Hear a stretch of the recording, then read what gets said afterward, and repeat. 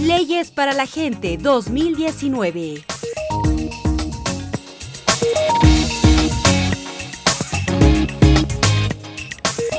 ¿Qué tal, amigas y amigos? Bienvenidas y bienvenidos a este especial Leyes para la Gente 2019, espacio que nos va a permitir acercarnos al trabajo parlamentario. Soy Nancy Monteros de la Radio de la Asamblea Nacional, junto a Ricardo Bravo de la Televisión Legislativa.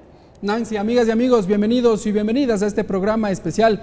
En los siguientes minutos vamos a analizar el trabajo del Parlamento ecuatoriano, puntualmente desde mayo de este año, cuando el ingeniero César Litardo Caicedo fue posesionado como presidente del Parlamento ecuatoriano. Presidente, bienvenido a los medios legislativos. Gracias a ustedes, un saludo a todos los que nos están viendo en este programa especial en donde vamos a hablar de las leyes para la gente. Correcto. Amigas y amigos, desde el 14 de mayo de este año, César Litardo Caicedo fue posesionado como presidente del Parlamento ecuatoriano. A propósito, les hemos preparado un video. Eso demuestra de que todos estamos siempre yendo en el camino que corresponde, que es hacia el apoyo al agricultor. Antes de ser presidente del primer poder del Estado, César Litardo fue electo como asambleísta por Los Ríos. Fue parte de la Comisión de Soberanía Alimentaria y de las comisiones ocasionales de Consulta Popular y del caso Gabela. Su nombre para suceder a Elizabeth Cabezas nace entre el consenso con las demás bancadas. Es así que desde el 14 de mayo de 2019 es el presidente del Parlamento ecuatoriano. Desde esa fecha se comprometió a convertir a la Asamblea Nacional en un espacio de servicio y no de conflicto. Esta Asamblea, en el periodo 2019-2021, tiene que ser recordada por llevar en alto el precepto de independencia de poderes. Tiene que ser recordada por hacer respetar su autonomía de funcionamiento. No seremos recordados por las mayorías absolutas o las aplanadoras de coyuntura. Como César Litardo planteó desde su primer día de gestión ejes de trabajo en torno a garantizar la estabilidad política de la democracia. Poniendo a prueba esta premisa, el país atravesó un paro nacional en octubre, donde el titular del Parlamento decidió no convocar a sesión para no provocar la desestabilización. Ratificar que esta asamblea pasará a la historia como la asamblea que en estos momentos complejos siempre generó estabilidad democrática en el Ecuador.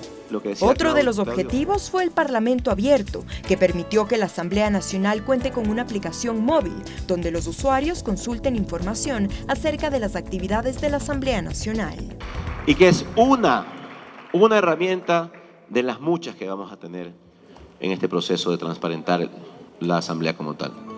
Pero además se comprometió a actuar en función de los ecuatorianos, recorriendo la mayoría de provincias con el fin de comunicar el trabajo del Parlamento y acoger las necesidades de todos los sectores. De igual forma, en el exterior, la Asamblea Nacional, a través del presidente César Litardo, logró acuerdos importantes con la empresa china BYD, líder en tecnología verde. Esto en el marco de su visita al país asiático. Ha hecho un requerimiento de apoyo tecnológico para el cambio de toda la tecnología que esa asamblea tiene en este momento, que en la actualidad ya se encuentra en un estado obsoleto. Durante la visita del presidente del primer poder del Estado en la República Popular China, se consolidaron varios acuerdos que beneficiarán al Ecuador en aspectos como educación, agricultura, agroindustria, tecnología y optimización de energía. 5 días alcanzaron para posesionar al Ecuador en la agenda de las autoridades de uno de los países más poderosos del mundo. Tatiana Sorin-Holzner, Leyes para la Gente 2019.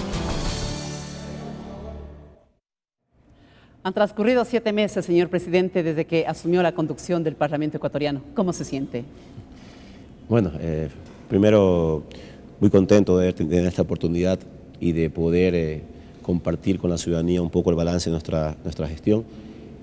Y creo que el balance es positivo y esa forma de expresarlo de manera positiva también hace que nos sentamos con la satisfacción de haber hecho un trabajo que con las complejidades, con los problemas, con las dificultades que implica un parlamento como el Parlamento ecuatoriano actual, pero que al final con consensos, con acuerdos, hemos podido cumplir con este proceso de dar soluciones con leyes para la gente. Hemos dicho una y otra vez, leyes para la gente. Cuando se acerca la gente hacia usted, o viceversa, ¿qué le dice la gente? Bueno, me parece que siempre la ciudadanía está esperando que sus autoridades, que sus representantes cumplan con su rol y busquen soluciones a sus problemas. Hemos nosotros tenido varios momentos coyunturales en diferentes aspectos, desde temas electorales que nos llevaron a una reforma integral del Código de la Democracia, temas de seguridad que en su momento también en el país tuvieron un gran eco en la ciudadanía, pero en definitiva no hay mejor forma de construir este proceso político, de hacer leyes, que con la gente. Hay que escuchar a la gente. Realmente, si vamos a hacer una ley que apoye, por ejemplo, al sector pesquero, hay que ir donde las comunidades, donde los sectores, donde los gremios que están en el área pesquera para escuchar y saber de qué manera y cómo se puede mejorar este sector. Así que me parece que lo importante es siempre buscar esa vinculación y es un poco el eje que hemos tenido en la Asamblea. Presidente, usted proviene de una provincia estrictamente agrícola y entendemos que las preocupaciones, todos los intereses, intentó también conocerlos y trasladarlos al gigante asiático, a China. ¿Cuál es el motivo, el interés por el que usted efectuó este viaje hasta ese país y que podemos entender por beneficioso estrictamente para su provincia? Bueno, en general me parece que lo fundamental de cuando uno visita otro país en representación del Ecuador es buscar acuerdos y beneficios para el país. China es un gigante económico, poblacional, es un gran mercado para Ecuador en términos comerciales y es uno de nuestros principales aliados en aspectos de compra de productos nuestros. Y en ese sentido creo que lo importante era en ese momento afianzar esas relaciones para mejorar estas condiciones, ya que China también se encuentra en una política de captar socios comerciales para también satisfacer su demanda interna. De hecho, nada más como un ejemplo, en este año, en noviembre, China es el único país en el mundo que realiza una feria de importadores. Es decir, muchas veces se hace al revés. Feria de exportadores. Se hace una feria de exportadores, pero acá lo hace al revés por la necesidad que tiene el país. Y ahí hay una oportunidad, y sobre todo para la provincia de Los Ríos, porque la provincia de Los Ríos, en principio, tiene esa facultad que usted decía de ser bendecido por la riqueza agrícola. Es la primera exportadora en cajas de banano en el país. Muchas veces con un justo reconocimiento, el oro tiene la capital mundial de banano, pero en producción, en número de cajas, Los Ríos tiene un número mayor de producción y algunos productos más. Entonces lo importante era consolidar estos mercados, sobre todo en el sector agrícola, y que creo que conseguimos el objetivo y que la provincia de Los Ríos y el país va a sentirlos y lo siente ya en este momento. La Asamblea Nacional en el 2019 ha cumplido la tarea que le determina la Constitución de la República. Tarea legislativa, tarea de fiscalización, tarea parlamentaria. La recogemos en la siguiente nota periodística. El 14 de mayo de este año, César Litardo Caicedo asumió la presidencia de la Asamblea Nacional y con él se propuso 3 desafíos enfocados en la estabilidad política, democrática y combate a la corrupción, generación de empleo y dinamización del trabajo y respeto a la participación. 7 meses después, al cierre del 2019, el Parlamento ecuatoriano refleja 11 proyectos de ley aprobados. César Litardo, presidente de la Asamblea Nacional. Demuestran de que la Asamblea Nacional, cuando trabaja en consenso, cuando trabaja en acuerdos, puede gestionar y hacer leyes para la gente. Así que me parece que desde todo punto de vista es un balance positivo. La primera ley en vigencia bajo el periodo de César Litardo es el Código de Comercio, que está compuesto de 1.348 artículos y actualiza aspectos como el intercambio en mercados y uso de tecnología. El Parlamento también aprobó reformas a la Ley de Servicio Público de Energía Eléctrica, al Código Orgánico General de Procesos, a la Ley de Aviación Civil, a la Ley de Compañías y la derogatoria a la ley que fijaba un impuesto a la contaminación ambiental. 113 votos afirmativos. El 3 de diciembre, la Asamblea Nacional aprobó, después de un año de espera, el informe para segundo debate del proyecto de reformas al Código de la Democracia. mismas que estarán vigentes en las elecciones generales del 2021. La ley más importante que hemos aprobado, las reformas más importantes de este año, son las reformas al Código de la Democracia, por su profundidad, por la respuesta ciudadana que tiene en función de transparentar los financiamientos de campaña y poder darle un nuevo marco jurídico a las elecciones en el futuro del país. Las reformas al Código de la Democracia incluyen cambios en 160 artículos divididos en control al gasto electoral, alternabilidad y paridad de género, cambios en el método para la asignación de escaños, seguimiento al fondo partidario, escrutinio, proceso de votación en el exterior, entre otros.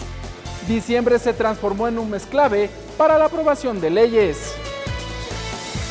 El Pleno del Parlamento dio paso a las reformas al Código Orgánico Integral Penal, proyecto de ley de simplificación tributaria, analizó las observaciones a la proforma presupuestaria 2020 y dio paso a la objeción parcial del Ejecutivo al proyecto de ley de actuación en casos de personas desaparecidas.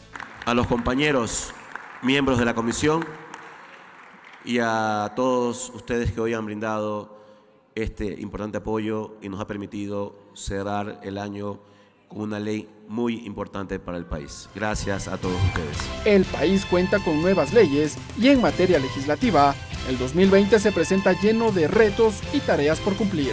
Ricardo Bravo, Leyes para la Gente 2019. Bien, señor presidente, hemos observado ya 11 leyes que fueron aprobadas por la Asamblea Nacional desde mayo de este año, pero en 2 intentos fueron necesarios, o más bien fueron necesarios 2 intentos para aprobar las leyes en materia económica.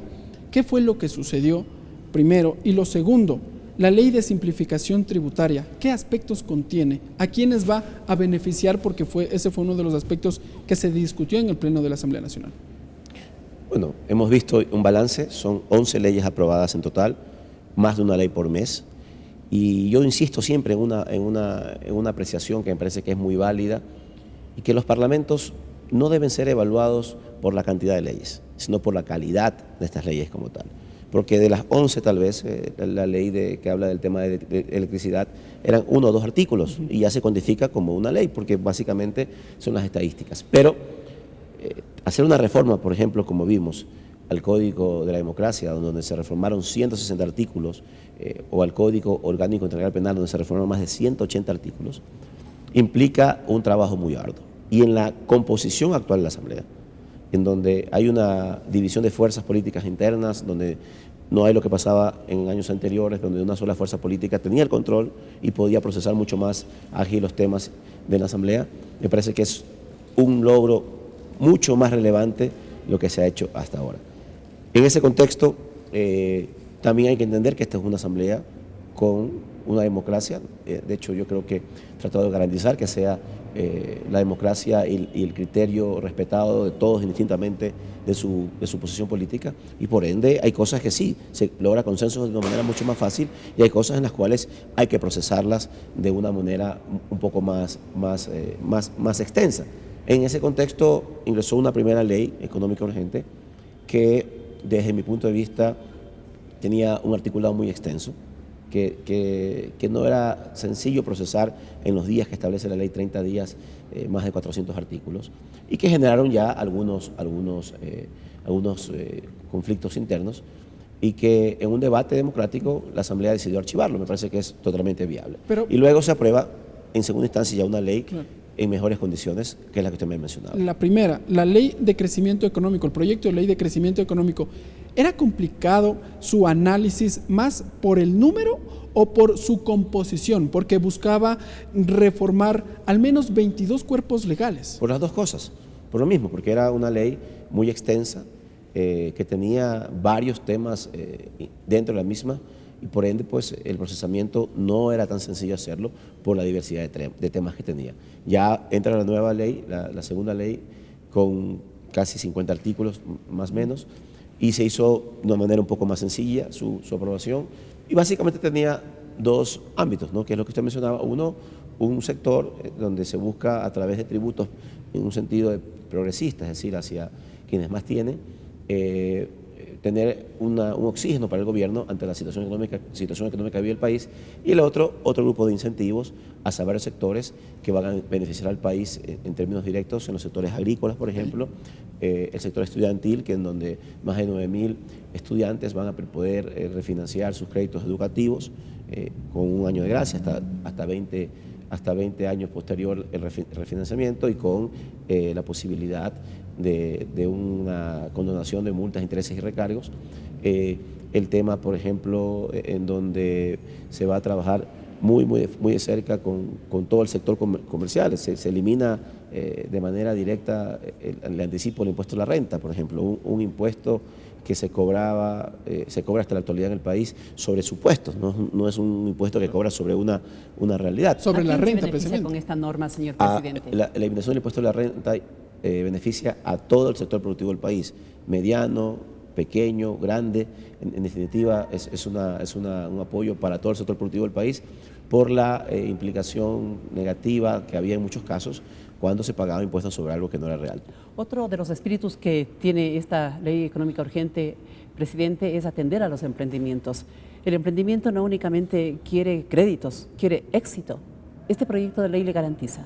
Sí, hay varios aspectos, y de hecho nosotros tenemos dentro de la agenda del próximo año ya, la primera sesión será para aprobar la ley de emprendimiento que debe venir en los próximos, bueno, ya está listo para su segundo debate y debe estar listo para aprobarse la primera semana de enero. Pero esas son algunas de las herramientas que la Asamblea debe tener en el marco de generación de empleo y productividad en el país. Así que me parece que ha sido un año en donde con altos y bajos, como en cualquier parlamento del mundo, con discusiones, con diferencias de criterios, con acuerdos, se ha podido encontrar consensos, se ha podido encontrar esa hoja de ruta que nos ha permitido salir con un balance positivo, y hemos tenido la posibilidad de aprobar reformas sustanciales en varios temas para el país. Señor presidente, si las leyes son para la gente, entonces escuchemos a la gente. De inmediato le invito a ver esta pregunta que nos han hecho llegar a los medios legislativos. Señor presidente, yo tengo un pequeño negocio. Quisiera saber en qué me beneficia la ley urgente que envió el gobierno y fue aprobada por la Asamblea. Muy bien, señor presidente. ¿Qué responder a la ciudadanía? Bueno, lo decía hace un momento, ¿no? Uno de los beneficios de esta ley es el tema de la eliminación del impuesto a la renta, del anticipo del impuesto a la renta.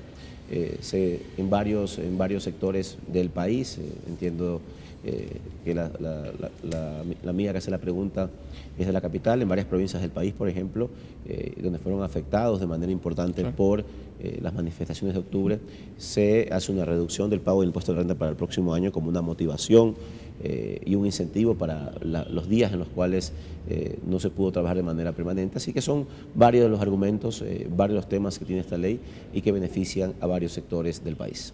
Muy bien, señor presidente. Dentro del proyecto de leyes o del paquete de leyes que han sido aprobadas por la Asamblea Nacional se encuentra el proyecto de reformas al Código Orgánico Integral Penal. Y allí la pregunta de cajón: ¿ya no habrá reducciones o beneficios en sus penas a quienes han cometido delitos graves como violaciones, por ejemplo? Sí, hay que insistir en un tema muy importante, ¿no? Se habla mucho en esta lucha constante por dar mejor seguridad a la ciudadanía en general. Y realmente creo que no solamente depende de las leyes que aprobemos. Si bien es cierto, hemos aprobado, como usted menciona, unas reformas al Código Orgánico Integral Penal que sanciona de manera más drástica y mucho más eficiente a quienes cometen delitos graves, como los que usted menciona, a delitos de violación, por ejemplo, que sanciona de manera drástica y que usa como agravante la reincidencia. Claro. En delitos, es decir, siempre se veía esta especie de carrusel donde delincuentes ingresan y salen de la cárcel de manera constante. Creo que en algún caso se había llegado hasta 70 ingresos y salidas por parte de una persona en este sentido. Entonces, hay reformas al Código Penal que van a endurecer las penas, que van a tratar de ir siempre hacia darle el respaldo al ciudadano, a la víctima, pero no solo con leyes solucionamos el problema, es un problema integral. Si nosotros tenemos unas leyes más fuertes, pero el sistema judicial del país no funciona de manera correcta, no tiene sentido o no funcionaría la estructura de seguridad. Y ya sale de las manos de la Asamblea Nacional. Ya sale de las manos de la Asamblea. Es un tema social, hay que generar también trabajo, hay que generar ofertas laborales.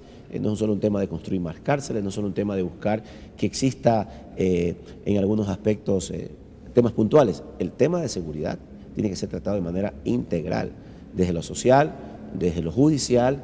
En estas reformas, por ejemplo, se aprobó y se tipificó muy claramente qué significa el uso progresivo de la fuerza para un policía. Ahí está desde el uso mínimo, medio y alto, en qué casos se debe usar, en qué casos no se debe usar. Antes no existía esto, se criticaba muchas veces la acción excesiva o la inacción de un policía en un determinado caso que se daba en el país. Entonces, son cosas que sí, mejoran el marco jurídico del país, pero si no lo vemos desde una manera integral, esto no se va a solucionar solo con leyes. Usted lo ha dicho, señor presidente, construir una ley es difícil, reformarla igualmente es difícil. Y en estas reformas al Código Orgánico Integral Penal, mucho se debatió sobre si la reserva de identidad de las personas que hacen denuncias de actos de corrupción era o no permitido. ¿Qué argumentaron los votos? ¿Cómo se inclinaron respecto de esta reforma al COIP? Bueno, esa era una propuesta de un sector político del país en donde se manifestaba de que para los casos donde haya existido un delito en fragancia, es decir, donde una persona ha sido detenida en fragancia cometiendo un delito, se pueda mostrar sus rostros, en principio con el objetivo de que pueda ayudar a las víctimas a reconocer de mejor manera este proceso y de que se pueda también tener la posibilidad de hacer público a un delincuente en ese caso, ¿no? Hay una discusión en el marco de si es o no constitucional el tema, entendiéndose que el Estado debe garantizar la presunción de la inocencia, claro, se debe garantizar el debido proceso en este caso, y por lo tanto es uno de los temas que tuvo un debate fuerte en la Asamblea y que se trató dentro del COIP como tal. Así como el comiso sin sentencia, también se puso sobre la mesa de debate si tenía o no intereses de persecución. Sí, había que aprobar una herramienta y la Asamblea tenía dos opciones en el torno a este caso, el comiso y el tema de la incautación, que tienen dos tratamientos diferentes en el marco de los temas legales, ¿no? Nosotros aprobamos el comiso anticipado en donde se daba para 3 casos puntualmente, para cuando exista la persona que está procesada se haya fugado del país, para cuando no haya asistido a 2 audiencias en una etapa de investigación y cuando ya exista el llamamiento a juicio o ya se proceda a un llamamiento a juicio en el caso de una acción legal en contra de un delito de corrupción. Entonces, en esos 3 casos se puede hacer un comiso anticipado y el Estado podría incluso vender estos bienes. Nosotros procesamos, el Ejecutivo en su justo derecho constitucional vetó este proceso por una posible inconstitucionalidad y la Corte luego también lo ratificó. Me parece que ahí es el ejercicio más claro de cómo funciona la democracia en un país, cómo hay independencia de funciones, y nosotros lo que hemos hecho también es acatar esta resolución de la Corte Constitucional, pero me parece que la Asamblea hizo su esfuerzo. Ahora habrá que buscar el próximo año alguna herramienta adicional que permita suplir esta ausencia de una herramienta más contundente contra la lucha contra la corrupción, pero nosotros en definitiva respetamos el debido proceso, respetamos la independencia de funciones y cada uno hizo lo que tenía que hacer dentro de su marco. Muy bien, señor presidente. Amigas y amigos, nos vamos a una pausa. Cuando regresemos continuaremos dialogando sobre la tarea del Parlamento ecuatoriano con el presidente de la legislatura, César Litardo. Sigan con nosotros en este programa.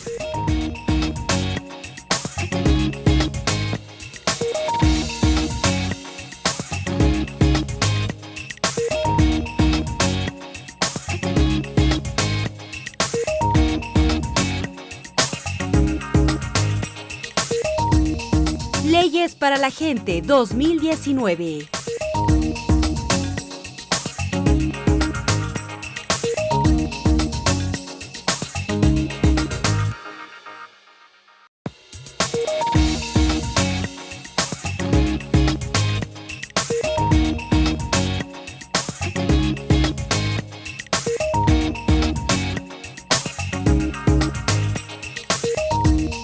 Leyes para la Gente 2019.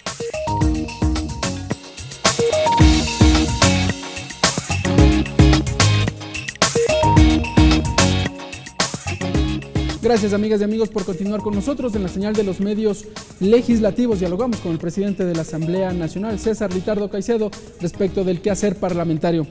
Señor presidente, antes de pasar a otra consulta ciudadana que también nos ha llegado ahora, sí quiero preguntarle a usted, ¿cuál es el futuro del proyecto de ley Revas? Entiendo que, de alguna manera, el Pleno del Parlamento todavía se encuentra allí a la espera de tomar una decisión. ¿Cuál va a ser el futuro de este proyecto de ley? Si me preguntas en mi caso particular, primero no existe una disposición de tiempos en la ley para poder procesarlo. Luego yo creo, y como lo he manifestado, soy una persona primero que cree firmemente y luego también que practica también diariamente el respeto a la independencia de funciones y que si la Corte Constitucional vetó de manera integral y ha solicitado a la Asamblea que la Asamblea archive este proyecto de ley, hay que procesarlo de esa manera. Ya lo procesaremos el próximo año. Entendemos que en estos días para todos fue un golpe haber recibido esta notificación, pero nosotros creemos de que hay que respetar, y la otra opción es buscar una alternativa, es decir, ya estamos trabajando con los bloques políticos de la Asamblea para ver qué alternativa podemos proponer dentro de este contexto, si es una nueva ley, tal vez una enmienda constitucional o una reforma constitucional, pero eso lo tendremos listos en la primera semana, segunda semana de enero, y lo que haríamos es, cuando tengamos la alternativa lista, procesaríamos ya esa posibilidad de archivo en la Asamblea de lo que dijo la Corte Constitucional. Nos queda el anuncio entonces, señor presidente. Amigas y amigos, señor presidente, también vamos a observar la siguiente consulta que nos ha hecho llegar la ciudadanía. Señor presidente, llamo desde Loja. Con la última ley que aprobó la Asamblea, ¿cómo se los protege a los niños? Porque estamos preocupados por los casos de abusos y violaciones a los niños. Señor presidente, hay inquietud sobre la seguridad de los niños en el COIP, en la reforma al COIP, que se determinó respecto de las sentencias para aquellos que fueron encontrados culpables de femicidio o de violación a los niños. En este caso existen nuevas tipificaciones para delitos sexuales. Se prohíbe que una persona que es sentenciada en estos casos pueda salir antes de cumplir su pena, y también una inhabilitación profesional para que no pueda, una vez que cumpla su sentencia, alguien que es sentenciado por un delito sexual pueda salir a trabajar en ciertos trabajos profesionales en ámbitos relacionados con víctimas, para que estos casos en el país se erradiquen de una vez por todas. Bueno, la reforma al Código Orgánico Integral Penal, así como el económico urgente, tiene varios artículos, pero tenemos el tiempo que va en nuestra contra. Por lo tanto, vamos a avanzar en otros temas, y otro de los temas que también abordó la Asamblea Nacional tiene que ver con las reformas al Código de la Democracia. Uno de los aspectos que concentró el debate a propósito de las reformas al Código de la Democracia fue el cambio del método de asignación de escaños. Se deja de lado en el pasado el método de Home y se lo reemplaza por el Webster. ¿De qué forma este método, señor presidente, le va a permitir, sí, tener representatividad a quienes se postulen en elecciones pluripersonales, pero también evitar que se atomice y que se dificulte la toma de decisiones? Bueno, me parece que el Código de la Democracia, yo diría que debe ser nuestro esfuerzo más importante en este periodo.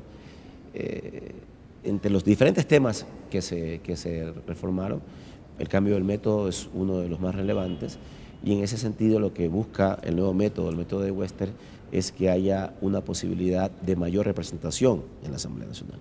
Ahora, en una provincia donde se obtiene, por ejemplo, el 50% de los votos, esto hace que el partido político reciba el 75% de los escaños de ese territorio. Es decir, no es un poco la idea, o sea, está un poco basado en la idea de tener mayor representatividad en torno a quienes son con menos votos, tienen la posibilidad de hacerlo. De tener mayor representación. En definitiva, el Webster es un método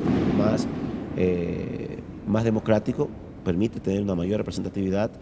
Y yo pienso que en una asamblea, o un parlamento, o una instancia legislativa, ya sea un consejo cantonal o en una junta parroquial, a las cuales también afecta el método, tener una diversidad de criterios siempre es bueno. Tener un criterio que permita una discusión mucho más amplia de los temas es importante, y eso lo hemos vivido ahora. Nosotros tenemos una asamblea con diversidad de criterios, con 7, 8 fuerzas políticas que están en el interior de la misma, y nos obliga a discutir más, a conversar más, a llegar a más acuerdos, y es también parte importante del fortalecimiento de la democracia en un país. Para ello mucho tiene que ver la forma como se conduce. Ricardo. Pero, presidente, precisamente esta diversidad de voces, al tener la mayor cantidad de representantes de organizaciones políticas, ¿no dificultará la gobernabilidad en el Pleno del Parlamento? No hay en el mundo, creo que, un modelo perfecto de democracia. Yo no voy a criticar lo anterior. Antes habían 100 asambleístas. Me parece que democráticamente fue lo que el pueblo decidió. Se procesaban los temas de una manera. Pero lo que sí yo pienso que al haber más diversidad, me parece que hay mayor posibilidad de ser más democráticos, de tener más discusiones y de obligarnos a llegar a acuerdos. Y en ese sentido, me parece que es muy positivo el debate. El debate no debe ser satanizado ni no tomado en cuenta como una cosa importante. Me parece que tiene que haber debate siempre sobre los temas, y entre más debate exista, va a ser la ley o el proceso que se haga en el Parlamento más perfectible. Siempre vamos a estar sujetos a que con la dinámica del mundo, con lo que pasa día a día, las cosas cambian, pero en definitiva es importante hacerlo, ¿no? Y este Código de la Democracia demuestra eso. Hemos acogido varios temas importantes que se han perfeccionado. Uno de ellos, por ejemplo, es la posibilidad de transparentar de mejor manera los financiamientos de campaña. Eso es un tema que en las últimas elecciones fue muy cuestionado, que hay procesos judiciales. En caso Arroz Verde, por ejemplo. Sí, y lo que hemos hecho es nosotros, acogiendo esa situación que tiene el país en su momento dado, hacer unas reformas que permitan generar mayor transparencia y dar un nuevo marco jurídico, por ejemplo, en estos casos. La mujer indiscutiblemente ha logrado espacios que, sobre la base de su lucha, le ha permitido un accionar político de impacto, señor presidente. Mi pregunta, ¿había necesidad de también ponerlo en la reforma al Código de la Democracia como obligación para que los partidos políticos las tomen en cuenta para liderar listas de candidaturas? Bueno, yo siempre destaco el trabajo que hacen las mujeres en el país, en el mundo, desde cada uno de sus ámbitos. Me parece que la dinámica actual nos exige y nos da la posibilidad de que cada vez más mujeres se vayan involucrando en los diferentes ámbitos sociales, políticos, económicos de las sociedades a nivel mundial. Ya en la normativa existía una obligatoriedad de alternabilidad en candidaturas. Tal vez, desde lo lógico, no es necesario tenerlo en una ley la obligatoriedad, pero si hay la posibilidad de hacerlo, me parece que fue una decisión muy correcta. Acertada, el hecho de que se permita de una manera progresiva tener una paridad en el encabezamiento de las listas. Me parece que es positivo. Va a empezar en estas elecciones en el 2021 con un 15% y de ahí va a ser progresivo en las elecciones posteriores.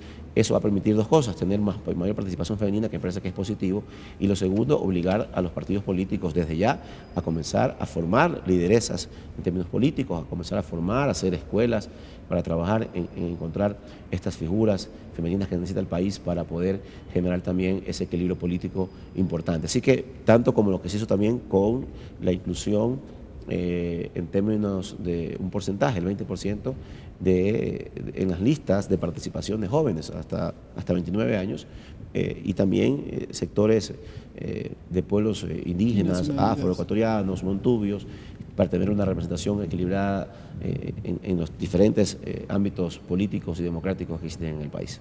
Las redes sociales ahora le dan mucho más dinamismo al planeta, a nuestras relaciones, señor presidente. Y a propósito de este caso, también recibimos inquietudes a través de nuestras redes sociales. Le voy a dar lectura de mi parte también, y usted la puede leer en la pantalla, señor presidente. Dice: ¿qué oportunidades tendremos los jóvenes? Ya usted lo decía y se reitera en esta pregunta. ¿Qué oportunidades tenemos los jóvenes en las siguientes elecciones con los cambios que se realizaron en el Código de la Democracia? Bastante, ¿no? Creo que lo mencionaba hace un momento, en la parte normativa hay una exigencia de que un 20% de las listas cuenten con la presencia de jóvenes en sus diferentes acciones, para concejales, para juntas parroquiales, para asambleístas. Y también me parece que tenemos que ir encontrando esa renovación política en el país, ¿no? Creo que en lo personal también yo empecé en política relativamente joven y de ahí pues el camino que se ha hecho ha permitido llegar a este espacio, pero me parece que los jóvenes tenemos que tener esa motivación de ser parte de la política, de entrar con esas buenas intenciones, con esas energías que son necesarias para poder afrontar estos retos, y nosotros también dar las oportunidades en nuestros espacios políticos de que ellos tengan una participación directa y eficiente, como existe en la Asamblea. Hay muchos jóvenes asambleístas que son muy capaces, que son muy propositivos, que tienen una alta participación en los debates, y eso también ayuda desde esa óptica a mejorar el procesamiento interno aquí en la Asamblea. Tan solo un añadido, si me permite, señor presidente. Estas preguntas que hemos recogido a través de la televisión legislativa, de la radio, de la Asamblea Nacional, de las redes sociales, se suman a ese gesto que también tiene la Asamblea Nacional de abrir sus puertas a la participación ciudadana, con los recorridos inclusive del bus del Parlamento ecuatoriano, de las visitas guiadas y de todo aquello que significa tomarle en cuenta a la ciudadanía por parte del Parlamento ecuatoriano. Tan solo este añadido porque creen que esta es una casa que se cierra. No se cierra, siempre se abre, y para la ciudadanía con mucha mayor razón. Continuamos. De allí que intentamos entonces, amigas y amigos, en nosotros también trasladarles a ustedes este concepto, Leyes para la Gente 2019. Avanzamos, amigas y amigos. Presidente de la Asamblea Nacional, César Litardo, el Parlamento ecuatoriano ha tenido un amplio debate en cuanto al proceso de fiscalización, y ese ha sido uno de los ejes que se ha llevado adelante en los últimos meses. Hemos preparado también un video donde les invitamos a todos ustedes a que observen cuáles fueron los casos que se han desarrollado a lo largo de este último tiempo, y luego tendremos las reacciones por parte del titular del Parlamento ecuatoriano. En materia de fiscalización en este 2019 han sido 3 los juicios políticos que han llegado hasta el pleno de la legislatura. El primero fue en junio en contra de la ex canciller María Fernanda Espinosa, a quien se la acusaba de incumplimiento de funciones frente al tema de la nacionalización de Julian Assange y la crisis de la frontera norte. Sin embargo, con 87 votos, el pleno negó la censura de la exministra. El señor Assange había sido naturalizado, la protección más básica y elemental, núcleo del asilo, o sea, el principio de non-refoulement, no cesó, ya que, como es de conocimiento público, las amenazas a su integridad y quebrantamiento de sus derechos continuaron existiendo. En agosto, en cambio, el expresidente del Consejo de Participación Ciudadana y Control Social, José Tuárez, y los exconsejeros Victoria de Sintonio, María Chalá y Walter Gómez fueron censurados y destituidos. Uno de los motivos fue la decisión de conformar una comisión para revisar la designación de la Corte Constitucional. Destituyeron a las autoridades de los organismos de transparencia y control social, con criterios de evaluación subjetivos y discrecionales. Días después, el Pleno censuró a Verónica Espinosa, exministra de Salud, por incumplimiento de funciones. La interpelante fue la legisladora Mae Montaño. Primero, incumplimiento de las funciones de vigilancia y control sanitario. Segundo, incumplimiento de la obligación de mantener actualizado el cuadro básico de medicamentos. Sin embargo, en la Comisión de Fiscalización se han sustanciado 3 solicitudes de juicio político que han tenido como desenlace el archivo. Una fue en contra de los exintegrantes del Consejo de la Judicatura Transitorio, también en contra del exministro de Cultura Raúl Pérez Torres, y el tercero en contra de la ministra de Gobierno María Paula Romo. Recomiende el archivo de este juicio político, toda vez que no se ha logrado demostrar incumplimiento de las funciones de la ministra María Paula Romo. La mesa legislativa además tiene pendiente abocar conocimiento de la solicitud de juicio político en contra de la presidenta del Consejo Nacional Electoral, Diana Atamaint. Por otra parte, y también en materia de fiscalización y control político, han comparecido ante el Pleno el exministro de Energía y Recursos Naturales No Renovables, Carlos Pérez García, para que explique sobre el contenido del decreto 861, que autoriza de manera excepcional la delegación a la iniciativa privada, la ejecución de un proyecto de diseño, construcción y operación de una refinería de alta conversión en la región Costa. También acudió el liquidador de la refinería del Pacífico, Eloy Alfaro, Cristian García, compañía de economía mixta en liquidación, para que explique sobre el estado actual de la planta. Lorena Espinosa, Leyes para la Gente 2019. Señor presidente, tal como se dice en la nota, se censuró y se destituyó a 3 consejeros de Participación Ciudadana. Han transcurrido un poco más de 4 meses. Tuárez ahora está enfrentándose a la justicia, la vicepresidenta Chalá quiere volver a esas funciones. ¿Qué logró el país con esta censura y esta destitución a 3 consejeros de Participación Ciudadana? Bueno, solo quiero complementar lo que usted decía en el comentario anterior de las puertas abiertas de la Asamblea y cómo recibimos a la gente.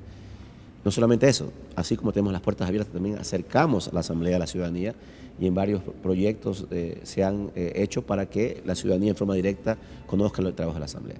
Creo que es fundamental en este caso, nosotros en ese procesamiento de este juicio político puntualmente, lo que hemos garantizado el respeto a las decisiones de las instituciones del Estado y ese respeto a la independencia como tal, ¿no? Hubo una intención clara de los señores que fueron procesados acá en la Asamblea de respetar una resolución de la Corte Constitucional, cuando claramente esto es un tema que se conoce que es un claro incumplimiento de funciones y la Asamblea logró en un proceso interno, como se vio y como se dio cuenta acá, logró la censura de los 3 consejeros y con eso se garantiza el respeto a la institucionalidad del país. Gracias, presidente. Ahora, señor presidente, otra decisión de la Comisión de Fiscalización fue dar paso al archivo de esta solicitud de juicio político en contra de la ministra de Gobierno, María Paula Romo. ¿Por qué? Hay que aclarar un tema fundamental, ¿no? A veces se evalúa el proceso de fiscalización de la Asamblea en el número de juicios políticos que se procesan, el número de censuras. Hacemos fiscalización todos los días en las diferentes comisiones. Cada acción que hace un asambleísta cuando requiere información a un funcionario, cuando comparece un ministro o un funcionario de gobierno a una comisión, eso es un proceso, eso es fiscalización. Y también el otro concepto que tiene que ser claro es que cuando se plantea un juicio político, tiene que haber un procesamiento interno y la comisión en primera instancia es el primer filtro que decide si tiene o no las condiciones para ser pasado al pleno. Y si no las tiene, como en el caso de lo que pasó con la ministra Romo, la comisión de fiscalización tiene la capacidad también de solicitar su archivo de manera inmediata. Así que no todo juicio político tiene que ser terminado en una censura, hay que hacer un proceso y si en el proceso se encuentran las condiciones para llegar a la censura, como fue el caso de los consejeros, se llegará y en el caso en que no, pues tendrá que tener su procesamiento interno y archivarse en los espacios que sea, ya sea en el Pleno o en la Comisión como tal. Para el 2020 ha quedado el procesar el juicio político a la titular del Consejo Nacional Electoral, Diana Atamaín. Lo ocurrido en las últimas elecciones y lo ocurrido en este organismo, presidente, ¿tiene que ser respondido exclusivamente por ella? Bueno, en ese caso fue de conocimiento público a nivel nacional los inconvenientes que existieron en las últimas elecciones en varias provincias, incluso en mi provincia, Los Ríos, hubo una demora de más de 70 días en entrega de credenciales de algunas autoridades que fueron electas en las últimas elecciones y hay que buscar el espacio. Ahora se han recogido y se han cumplido los requisitos para procesar a la presidenta del CNE. Vamos a ver también en ese procesamiento que, como usted menciona, empieza en enero, qué pruebas de cargo y descargo existen y ya veremos qué resulta de este caso. Muy bien, señor presidente. Amigas y amigos, nos vamos a una pausa. Cuando regresemos continuaremos dialogando sobre la tarea del Parlamento ecuatoriano con el presidente de la legislatura, César Litardo. Sigan con nosotros en este programa.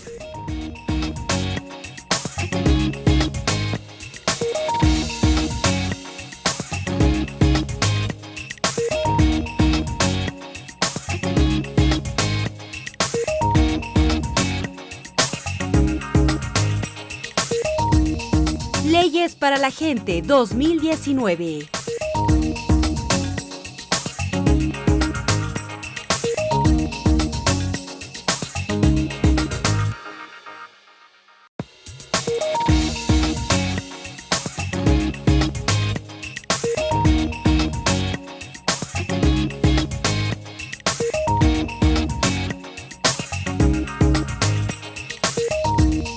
Leyes para la Gente 2019.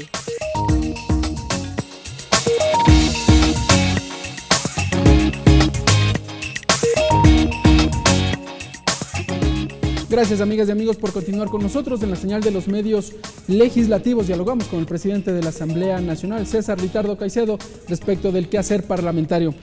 Señor presidente, octubre fue un mes clave, algunos han dicho hasta movido, y lo digo por las movilizaciones que se registraron durante el 3 al 13 de ese mes.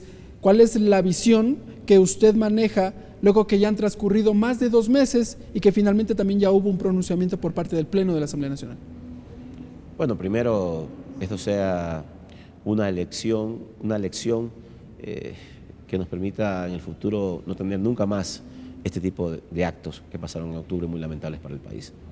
De que previo a esta toma de decisiones tiene que haber un consenso, acuerdos que permitan que se viabilicen, y que el país vivió momentos muy difíciles en torno a todo lo que significó estas paralizaciones, pero lo importante es que ya ahora en una evaluación que se puede hacer con ya algunos meses, la Asamblea fue garante de la estabilidad democrática del país en este caso. ¿Usted se ratifica en aquello, en que la Asamblea Nacional garantizó la democracia en el Ecuador? Dentro de su marco, dentro de sus competencias, así fue.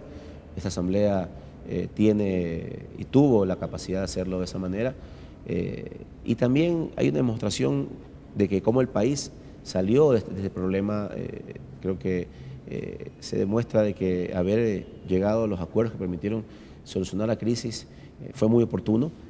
Veamos ahora lo que pasa en otros países cercanos, como Chile, como Bolivia, donde todavía no solucionan los conflictos internos que existen. Por lo tanto, creo que el país en ese sentido tuvo un gran acierto en haber llegado a acuerdos y haber generado la paz que tanto esperábamos. Y también volvió el trabajo luego de octubre hacia la Asamblea Nacional con temas que tenía pendiente en agenda. Entre estos temas, señor presidente, las enmiendas a la Constitución. Entre los proyectos de enmiendas que se analizó acá en la Asamblea en primer debate está aquello de los recursos que demandan los gobiernos autónomos descentralizados provinciales. ¿Debe elevarse este pedido a texto constitucional? Bueno, hay que procesarlo. Me parece que también está dentro del marco de nuestras competencias en la Asamblea. También es una muestra del trabajo arduo que hemos hecho. Y hay 3 enmiendas básicamente que se han planteado. La que usted mencionaba es un poco a ver cómo se redistribuyen los recursos en algunas provincias, no solamente por los indicadores que se hace actualmente, que es poblacionales, necesidades básicas insatisfechas, sino también por cantidad de territorialidad, de vías no atendidas. Es un tema que hay que procesarlo. La Constitución establece de que se debe cumplir un requisito de firmas, se cumplieron esas firmas, se hace una consulta a la Corte Constitucional, la Corte Constitucional ha dado su dictamen de viabilidad en este tema, la Asamblea tiene que en un debate recoger a través de un informe de una comisión ocasional que se creó para este caso, y luego, una vez que hemos cerrado el primer debate, esperar 13 meses para poder volver a discutirlo. Así que es un tema que hay que procesarlo, ya veremos en el marco de ese tiempo si hay uno de los consensos para aprobar esta enmienda, y si es así, pues la reforma al texto constitucional. Señor presidente, otro de los temas que está en discusión son las reformas a la Ley Orgánica de la Función Legislativa. ¿Ha demorado el tratamiento de esta iniciativa? Es evidente. ¿Qué ha sucedido? Siempre he dicho también que hay que diferenciar lo urgente de lo importante. Hay cosas que hemos tenido mayor urgencia de aprobar en el Pleno de la Asamblea, como por ejemplo el Código de la Democracia, por la necesidad de no caer en una posibilidad de que no se tenga ese marco legal reformado para las próximas elecciones, de acuerdo a lo que la ley establece. Pero también es una de las prioridades que se tratarán el próximo año. Hay varios temas que van a ayudar y mejorar el trabajo interno de la Asamblea, de que se pueda tener claridad en algunos vacíos que han habido en algunos casos que hemos tenido en la Asamblea, y que la Asamblea ha tenido que interpretar y hacer que el Pleno como máxima autoridad sea quien finalmente resuelva las situaciones como tal. Pero en definitiva es parte de las prioridades que tenemos para el próximo año y se procesará dentro de las primeras semanas del año 2020. Durante varios meses desde el Ejecutivo se ha anunciado la posibilidad de enviar reformas a la materia laboral, señor presidente. ¿Cómo se prepara la Asamblea Nacional para acoger este tema, tomando en cuenta la diversidad de ideas, de bancadas que existen en el Parlamento ecuatoriano y las decisiones políticas que obviamente también atraviesan las resoluciones que acá se toman? Hay que esperar estas reformas. Me parece que también va a ser parte de ese debate importante que tendrá la Asamblea el próximo año, a la espera de que lo haga el Ejecutivo. Yo creo que tenemos que dar un marco jurídico, más allá de que yo creo que no solamente con hacer reformas laborales se va a permitir tener tal vez un marco de mejores condiciones para generar empleo en el país. Sí, es importante, hay que hacerlo. Tenemos que dar una salida en varios temas laborales. ¿Pero por qué? Porque yo le pongo un ejemplo, hay que diferenciar el trabajo que hace un agricultor en la provincia de Los Ríos versus el trabajo que se hace tal vez a nivel de una oficina o a nivel de un banco, o el trabajo que hace, por ejemplo, una persona que se dedica a la pesca de alta mar, que tiene que estar varios días fuera en alta mar haciendo labores de pesca. Entonces hay que buscar cómo encontramos un poco la posibilidad de dar un marco jurídico a estos temas laborales sin que esto signifique que se vaya a ir en contra de los derechos ya adquiridos por los trabajadores dentro del marco que establece la ley como tal. Pero hay que esperar que llegue y en ese sentido procesarlas al interior. Está en camino un proyecto de ley de emprendimiento e innovación. ¿A quiénes va a beneficiar? Sobre todo a quienes creen en sus ideas, pero no reúnen los recursos económicos necesarios. Es un sector importante al que darle un gran apoyo. De hecho, creo que esta será la primera ley que aprobaremos en la primera sesión, luego de regresar de estas fiestas de fin de año. Y en definitiva, creo que este marco jurídico que va a permitir dar incentivos, tener tasas preferenciales de tipo crediticio, dar un marco de diferentes aspectos para que haya una motivación al emprendimiento, me parece que es importante. En el país tenemos un alto nivel de emprendimiento en muchos casos, también hay un alto riesgo muchas veces estos emprendimientos no tener éxito, así que todo eso también tiene que permitir motivar de que la persona que emprenda no se desmotive si es que no funciona algo, que siga también generando más ideas y que también el Estado garantice tener la posibilidad de que a través de esta ley se pueda fomentar el desarrollo productivo, el empleo en el país. Pasó el primer debate y entendemos que para el 2020 se programará el segundo debate del proyecto de ley que lo identificamos como el de las 3 Rs: racionalización, reutilización y reducción del plástico de un solo uso en el comercio.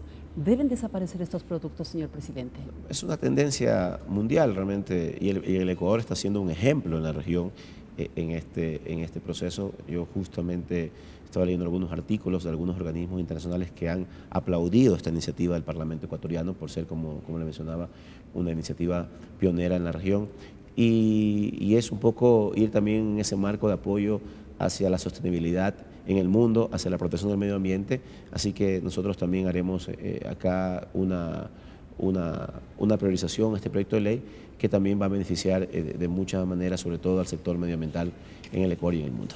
Señor presidente, finalmente hemos intentado agotar la mayor cantidad de temas que se trabajan al interior del Parlamento, pero sin duda tenemos otros más. El tiempo nos quedó corto una vez más, así que queda planteada la invitación para que nos acompañe en los medios legislativos en una próxima ocasión. ¿Cuál es el reto finalmente que tendrá la Asamblea Nacional para el 2020? ¿Qué nos espera a los ecuatorianos del trabajo de esta Asamblea Nacional?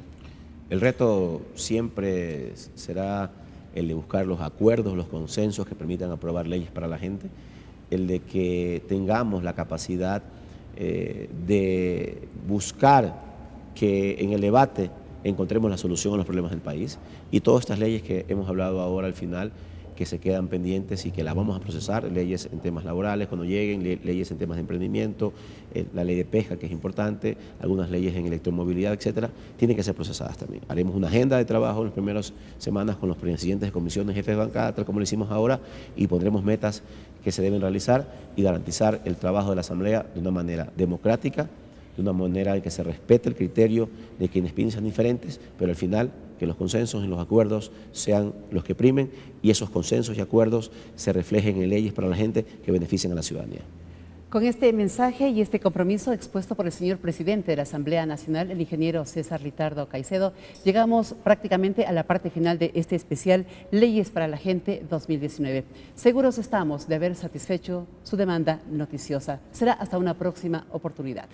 Nos vamos. Gracias, señor presidente. Gracias, Nancy. Gracias, amigas y amigos. Nos encontraremos en una próxima edición.